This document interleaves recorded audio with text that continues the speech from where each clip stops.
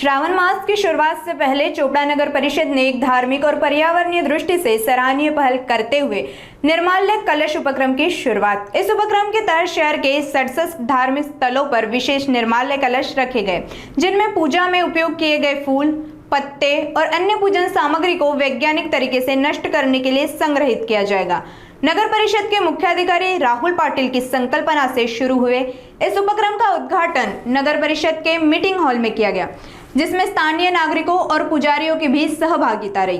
इस दौरान उप मुख्याधिकारी संजय मिसाड़, संदीप गायकवाड़, स्वच्छता निरीक्षक दीपाली साळुंखे सहित कई मान्यवर उपस्थित थे। बताया गया है कि यह उपक्रम महाराष्ट्र में अपने प्रकार का पहला उदाहरण है, जो धार्मिक भावनाओं का सम्मान करते हुए पर्यावरण सुरक्षा की दिशा में बड़ा कदम है।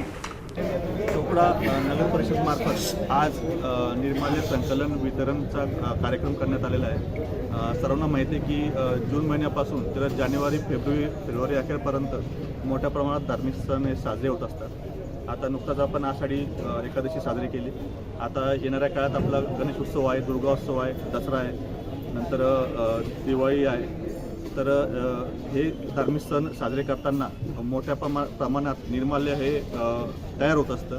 ते आपल्या राहत्याघरी देखील होत असतं आणि जे आपले धार्मिक स्थळं असतात, मंदिरं असतात, तिथे देखील ते निर्माल्य तयार होत असतं। परंतु ते निर्माल्य तयार झाल्यावर त्याची विल्हेवाट लावणं ही एक मोठी समस्या होती। तर त्यासाठी चोपडा नगर परिषद मार्फत शहरातील धार्मिक स्थळांचा सर्वे करण्यात आला आणि त्यात एकूण आपल्याला जे महत्त्वाचे जे 67 धार्मिक स्थळं आढळून आले आणि त्यासाठी त्यांचं निर्माल्य संकलन करण्यासाठी आम्ही नगर परिषद मार्फत हे निर्माल्य कलश हे तयार केलेले आहेत। हे निर्माल्य कलशाचं वितरण आज आम्ही त्या 65 जे धार्मिक स्थळ आहेत त्यांना केलेलं आहे आणि तेथील जे ट्रस्टी आहेत, त्यांचे जे सन्माननीय सदस्य आहेत, अध्यक्ष आहेत, त्यांना देखील विनंती केली आहे की त्यांच्या धार्मिक स्थळामध्ये जे निर्माल्य तयार होईल त्यांनी या कलशामध्ये टाकावं।